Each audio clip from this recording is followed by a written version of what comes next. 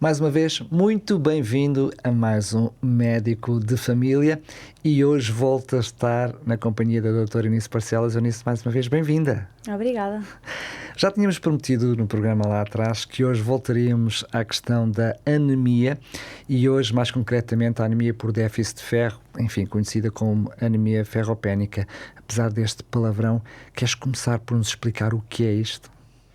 Portanto, a anemia ferropénica é uma anemia que é causada pelo déficit de ferro.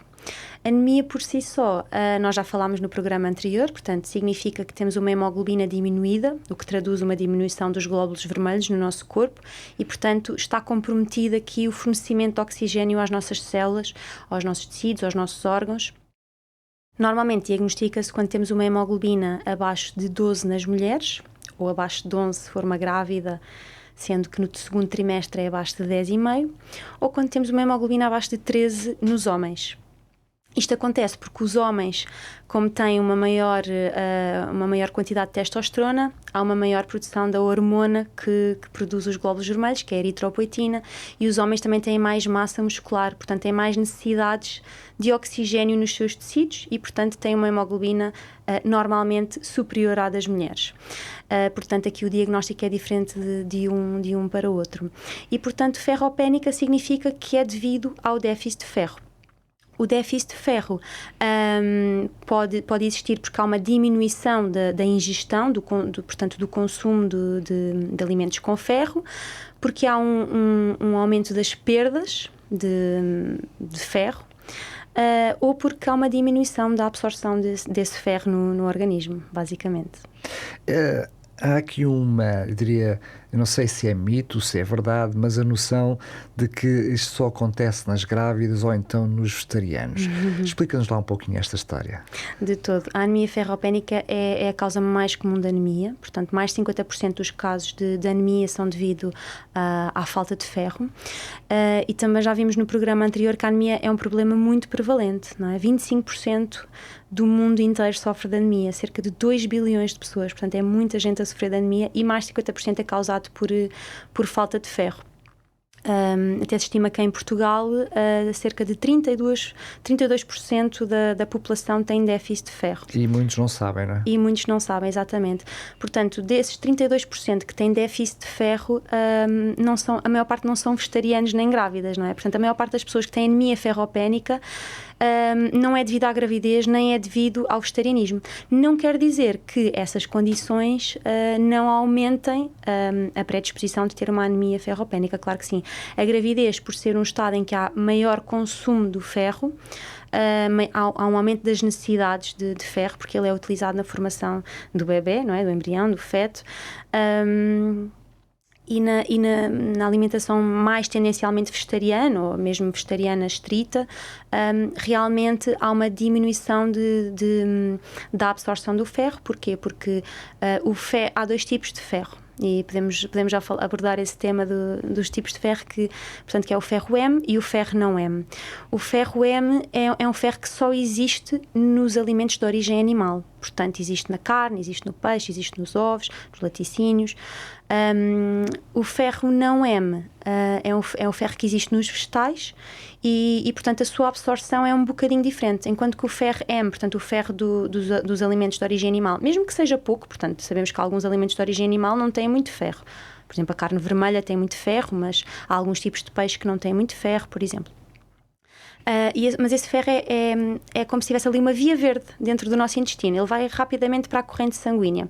Por outro lado, o ferro de origem vegetal, o ferro não M, ele precisa ali de alguns transportadores especiais e ele é muito influenciado por alguns nutrientes e algumas questões que diminuem a sua absorção. E, portanto, se bem que a quantidade de ferro possa ser otimizada nos vegetarianos, eles realmente há uma predisposição maior para tal, se não for uma alimentação cuidada, porque tem que se fazer aqui uma conjugação de alguns alimentos e evitar para que possa outros. Ser absorvido. Exatamente, também, mas vamos falar disso depois mais à frente. Eu queria que abordássemos esta questão, é verdade que já falámos um pouquinho no programa anterior, mas os sintomas mais frequentes na anemia por falta de ferro são em tudo semelhantes às outras anemias, mantendo esta curiosidade que podem ser graves, ligeiros ou até mesmo sem sintomas, não é? Como é que se diagnostica? portanto, o diagnóstico da anemia, já falámos, é através da hemoglobina, não é? Portanto, uma hemoglobina inferior a certos limites, e isso vê-se num hemograma, portanto, numa análise muito frequente que se faz, não é? A maior parte das pessoas que já foi ao médico, espero que todas, já fizeram um hemograma e aí diagnostica-se a anemia.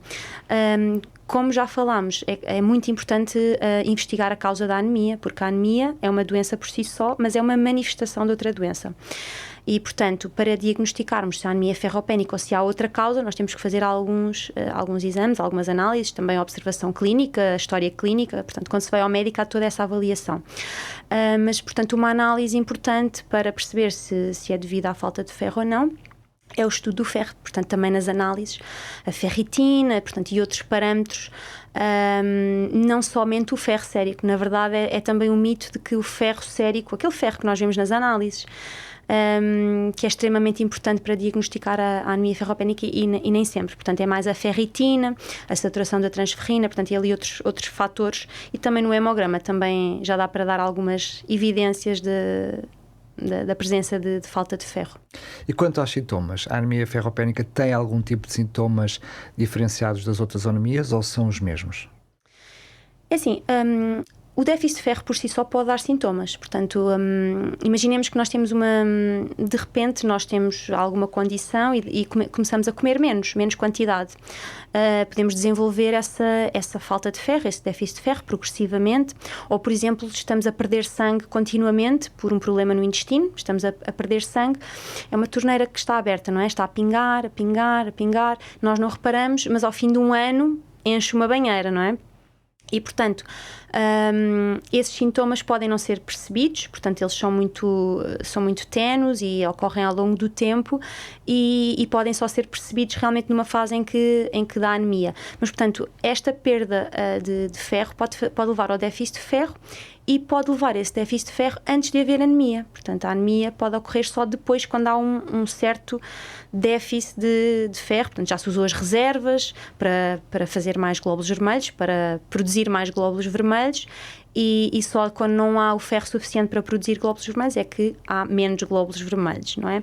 E, portanto, mesmo antes de haver anemia pode haver alguns sintomas. Portanto, a falta de ferro em si pode dar alguns sintomas. Pode dar também algum cansaço, pode dar também alguma queda de cabelo, as unhas mais frágeis, isso pode acontecer não só pela anemia, mas também porque o ferro é muito útil em alguns mecanismos vitais, não é? Ele é importante aqui na formação da matriz do cabelo, das unhas, etc. E, portanto, pode também dar esses sintomas. E depois, a anemia ferropénica pode dar praticamente todos os sintomas da anemia. Pode dar o cansaço, pode dar a falta de ar, pode dar a fadiga muscular, pode dar as palpitações, o coração a bater muito depressa. Muitas vezes as pessoas referem: eu subi este lance de escadas tão bem e agora sinto-me tão ofegante, não consigo respirar a fundo, sinto assim uma sensação, e o coração a bater muito depressa. Qualquer esforço dá o coração a bater muito depressa. Ou, por exemplo, a pessoa levanta-se muito depressa, muito de repente, e sente aquelas tonturas, não é? Isso é o nosso corpo a tentar adaptar-se a uma nova posição, que ele o faz de forma natural, mas quando há anemia, essa adaptação demora um bocadinho mais, não é? E, portanto, há aqui mais dificuldade em levar o oxigênio e o sangue aos sítios certos. E, portanto, depois pode haver os sintomas da doença de base, não é? Portanto, é muito importante perceber o que é que está por trás desta anemia ferropénica, não é? Este déficit de ferro, e pode haver os sintomas relacionados com isso, não é? Falaremos mais tarde disso, não sei. Muito bem. Olha, então, antes de nós continuarmos, até porque quero também perceber a importância de tratar também a doença que está na raiz do problema, mas, se me permites, vamos fazer uma pequenina pausa só para oferecer a revista, o guia de estudo A Máquina Humana, para quem está do outro lado, quer dos microfones, quer das câmaras, e, sobretudo, lembro agora a todos aqueles que nos escutam através da rádio, que também nos podem acompanhar através da televisão, no canal 186 da MEL, onde estamos também a transmitir. E, como estava a dizer, então, se quiser receber esta revista A Máquina Humana, um conjunto de vários estudos onde trazem muitas dicas práticas para um estilo de vida saudável, mas também mostram a vontade de Deus para a sua vida, para que tenha uma vida plena e com saúde, e é totalmente gratuito. O que tem a fazer é apenas enviar-nos uma mensagem para o número de telefone já habitual, o 933 9392 9391. Vou repetir, 933 93 9291. Basta ser uma mensagem a dizer máquina humana para sabermos que é este o guia de estudo a que se refere e depois enviaremos gratuitamente este guia de estudo para a sua casa. Vamos voltar à nossa conversa. E estávamos a falar precisamente sobre a questão do déficit de ferro e mencionaste também as consequências, mas isso mostra que é extremamente importante perceber o que é que está a causar esta carência de ferro, qual é a causa, ir à raiz do problema para depois resolver a questão da anemia. Exatamente, Daniel. E, portanto, há várias causas que podem levar a essa diminuição do ferro. E quando nós falamos do ferro no corpo, não necessariamente do ferro no sangue ou nos tecidos. Portanto, há ferro em circulação e há ferro nos tecidos, não é? Portanto, nós temos o fígado, que tem uma grande quantidade de ferro, o ferro está nos tecidos, está reservado para quando é necessário. E, portanto, quer a diminuição das reservas, quer a diminuição da circulação do ferro, podem traduzir essa diminuição.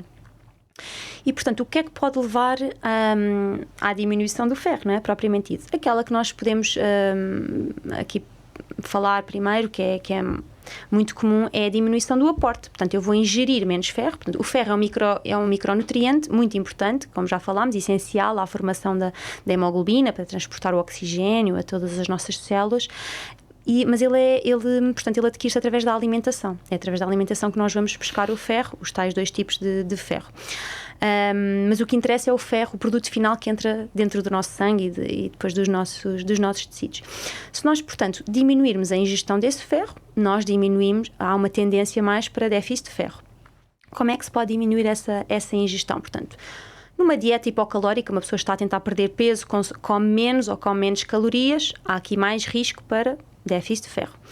Ou então alterar para uma alimentação que tem menos ferro, não é? Portanto, consumo de menos alimentos ricos em ferro. Nas pessoas idosas, por exemplo, isto é muito comum. As pessoas que vivem sozinhas ou as pessoas que não fazem uma alimentação tão estruturada, não é? Há aqui mais esta tendência, não é? Eu não janto e depois é aquele pãozinho, aquela manteiguinha ou queijinho, e são realmente refeições que acabam por encher o estômago, mas têm muito pouco ferro. Portanto, são pouco nutritivas e realmente há esse risco de desenvolver ferropénia, que é o déficit de ferro, não é? Depois há certos regimes alimentares, por exemplo, a alimentação tendencialmente vegetariana ou mais vegetariana, se for menos cuidada, se não for planeada, pensada, claro, realmente pode potenciar o déficit de ferro, porque o ferro não é tão bem absorvido. Mas há muitas estratégias que se podem utilizar para que esse ferro seja melhor absorvido e, aumentando um pouco o consumo de ferro, não haja problema nenhum e seja perfeitamente possível ter uma alimentação vegetariana sem ter déficit de ferro. Mas precisa ser cuidada, como disseste, e desculpa lá de ser interrompido, porque muitas pessoas têm noção que, por estarem a ingerir alimentos vegetarianos que sabem que têm ferro, que têm o problema resolvido. O problema é que eles têm que ser complementados com outros alimentos para que haja essa absorção por parte do organismo. Exatamente. Já vamos falar disso um pouco muito mais bem. Tarde. Realmente aqui nas causas de ferro que nós devemos ter em conta, e quando a pessoa vai ao médico isto é tudo pensado e planeado, como vimos, portanto, a diminuição da ingestão do ferro pode levar à diminuição do ferro em si. Portanto, é muito importante as pessoas terem atenção a isso, se estão a ingerir o ferro suficiente e as tais questões que já vamos falar da absorção. Depois, podem haver condições em que existe um aumento das necessidades, como, por exemplo, a gravidez. Como já falámos, na gravidez há aumento das necessidades, então, portanto, se a pessoa vai consumir a mesma quantidade de ferro que consumia antes, vai haver mais tendência para o déficit de ferro, porque as necessidades vão ser maiores, portanto, vai ser mais ferro utilizado. Está a ser partilhado, não é? Exatamente, portanto, a prioridade é o bebê numa gravidez. E, portanto, o bebê não sofre de falta de ferro. Muitas vezes fica a mãe com anemia, com falta de ferro, mesmo que aqui na gravidez o limiar seja maior, portanto, só com 11 de hemoglobina, abaixo de 11, é que a pessoa está com anemia. Mas, portanto, o bebê é poupado, tal como os nossos órgãos mais nobres também são poupados quando há anemia, não é? O cérebro, o coração são poupados. Aqui também o bebê é aquele que é logo poupado. E depois há outras situações em que há um aumento das necessidades do ferro, como por exemplo num crescimento acelerado. Ali, por exemplo, dos 6 aos 12 meses de vida, há um crescimento acelerado das células, portanto, os bebés crescem muito, dos 6 aos 12 meses. E, portanto, sabe-se que é um período que há, portanto, mais tendência para o déficit de ferro. Até há países onde se faz o reforço a todas as crianças do ferro oral. Em Portugal não é obrigatório, é só naquelas populações de mais risco. Mas também há vigilância, não é? Exatamente. Sim. É assim, não se faz análises, mas quando há algum sintoma, aí sim, ou suplementa-se mesmo sem fazer análises, não é? Portanto, se for um bebê que come muito mal, come muito pouco, que come poucos alimentos com ferro, lá está os vegetarianos ou vegetarianos mais estritos, aqui também pode ser importante fazer a suplementação nesta fase da vida. E depois temos a diminuição do ferro pela diminuição da absorção. Portanto, há muitas situações em que há uma diminuição da absorção do ferro. Doenças autoimunes, doenças inflamatórias intestinais, portanto a doença celíaca, também a doença de Crohn pode originar a diminuição da absorção. Por exemplo, a cirurgia bariátrica, pessoas que foram submetidas à cirurgia de obesidade, não é? A cirurgia bariátrica faz um bypass, ou seja, no fundo, o trânsito intestinal vai do estômago e vai diretamente para uma parte mais longe do intestino. Ou seja, há ali uma parte em que se faz um atalho. Basicamente é isso, é um atalho. E aquela parte do atalho é a parte mais importante para absorver o ferro. Portanto, ali a parte do duodeno e da parte inicial do jejuno, portanto, do nosso intestino delgado, aquela parte muito no início, logo a seguir ao estômago, essa parte é muito importante para a absorção do ferro. E quando essa parte não está, onde os alimentos não estão a passar, não é? Porque está-se a fazer um atalho, a diminuição do ferro ocorre porque há a diminuição da absorção. E isso, no fundo, é um mecanismo que é importante para a cirurgia bariátrica, porque é isso mesmo que vai fazer funcionar. A pessoa vai comer menos porque fica mais facilmente saciada, não é?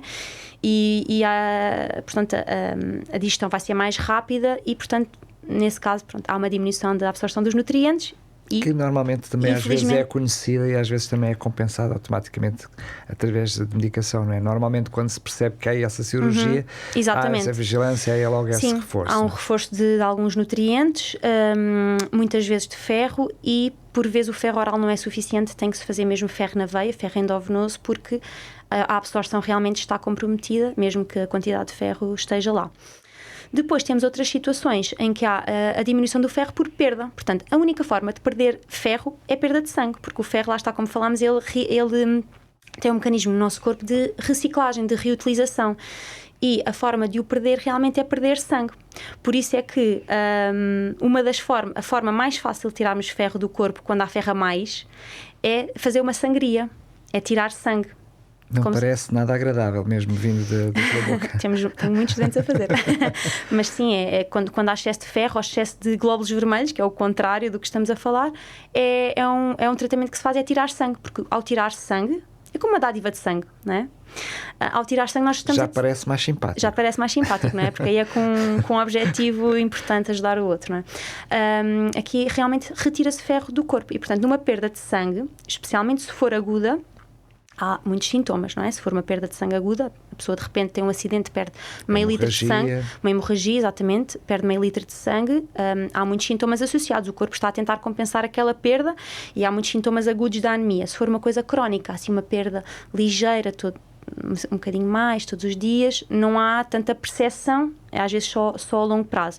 Mas, portanto, esta perda de sangue, quer seja aguda, quer seja crónica, pode levar ao déficit de ferro. Exemplos. Por exemplo, as mulheres já perdem todos os meses sangue, não é? Por isso naturalmente. Por isso é que as mulheres também têm uma hemoglobina mais baixa que os homens, não é? Porque as mulheres, para além daquelas questões que falámos, das hormonas, da testosterona, da massa muscular, etc., as mulheres também perdem sangue todos os meses e, portanto, têm uma hemoglobina mais baixa, não é?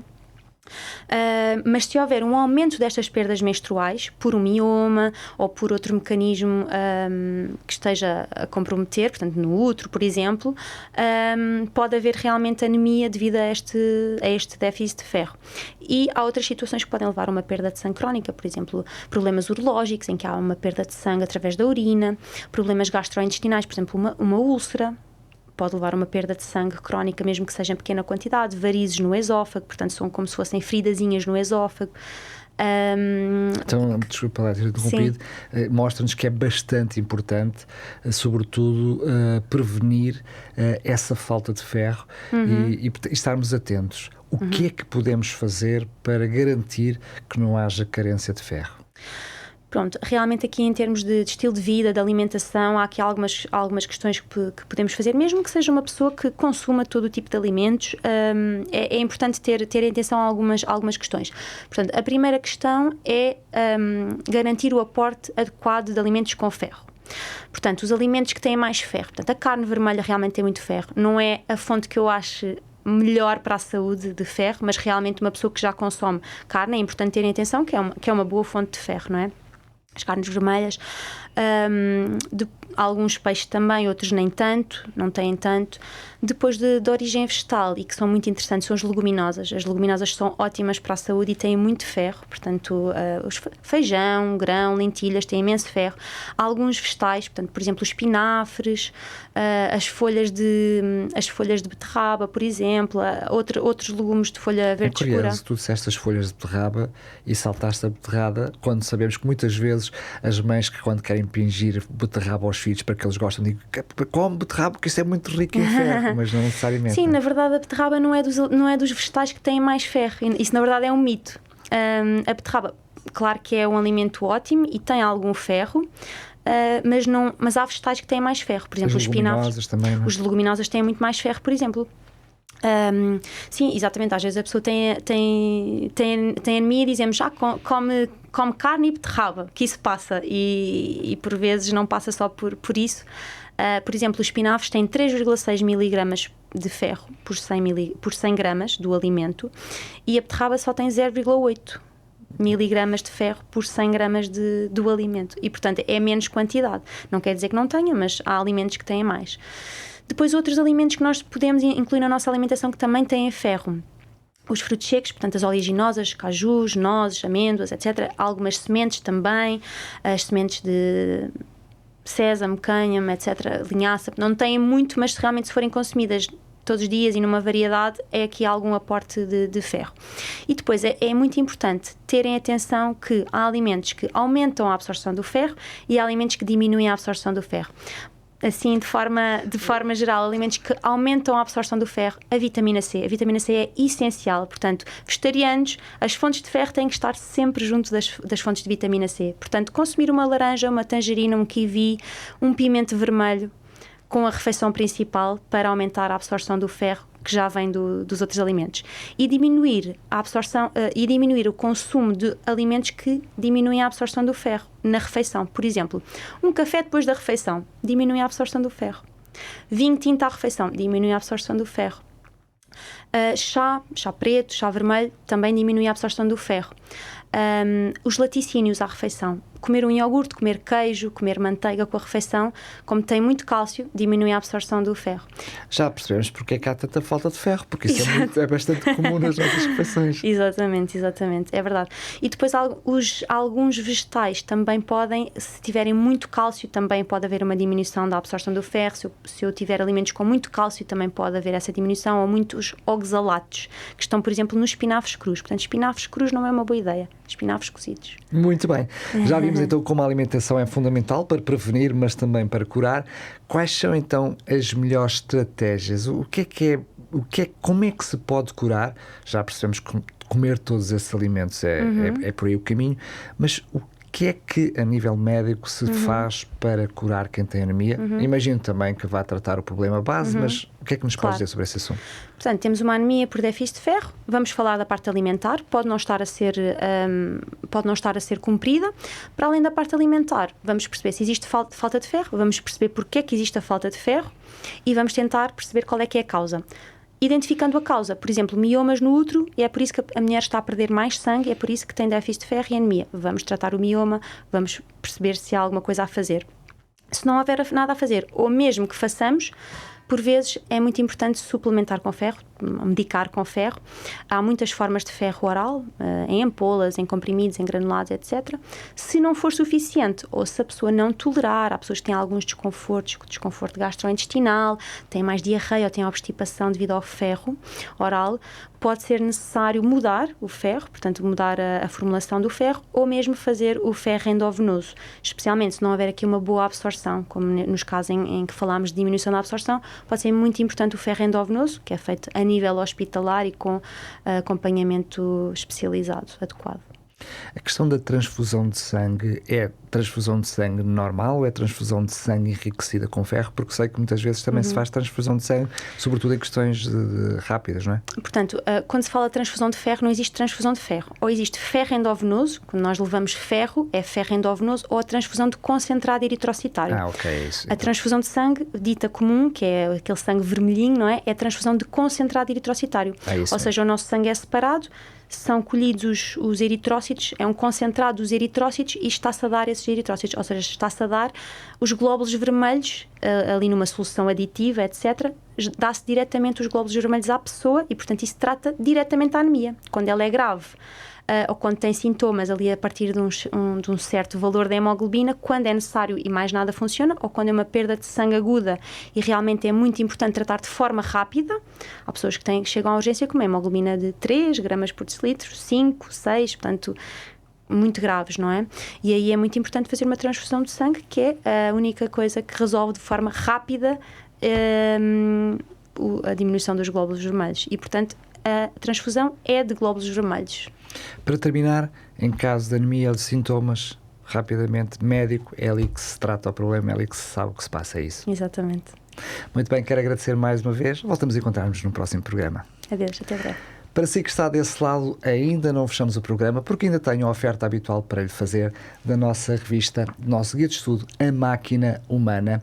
É um guia de estudo cheio de várias lições, dicas muito práticas, até como confeccionar os alimentos, por exemplo. Estes alimentos que mencionámos ao longo do programa de hoje e a sua importância estão também mencionados aqui nesta revista, e tudo o que tem que fazer para que possa estar a par de todos esses pormenores e de todas essas dicas de saúde é enviar-nos uma mensagem muito simples para o 933 93 92 91. Vou repetir, 933 93 92 91, e depois enviaremos a revista totalmente gratuita para si, para a sua casa, para que possa acompanhar e não só ter estas dicas práticas, mas também saber a vontade de Deus. Ele que criou esta máquina humana sabe melhor que ninguém como devemos cuidar dela. Tudo isto, então, de uma forma gratuita. Antes de terminar, quero dizer também que temos todo o gosto, toda a satisfação de poder receber as suas sugestões aqui para o médico de família. Tem um problema? Gostaria de saber qual a melhor forma de o curar, de o tratar? Pois bem, a sua consulta está marcada aqui no médico de família. Faça-nos chegar a sua sugestão para o mesmo contacto que acabei de lhe dar. Dizer-lhe também que este programa e todos os outros, se não teve a oportunidade de o ver na íntegra, estão disponíveis em podcast na rádio rcs.novotempo.pt e inclusive pode subscrever os podcasts na rádio e depois recebê-los automaticamente no seu aparelho. Mais uma vez, foi um prazer enorme estar na sua companhia. Marcamos encontro para o próximo Médico Família. Até lá, se Deus quiser.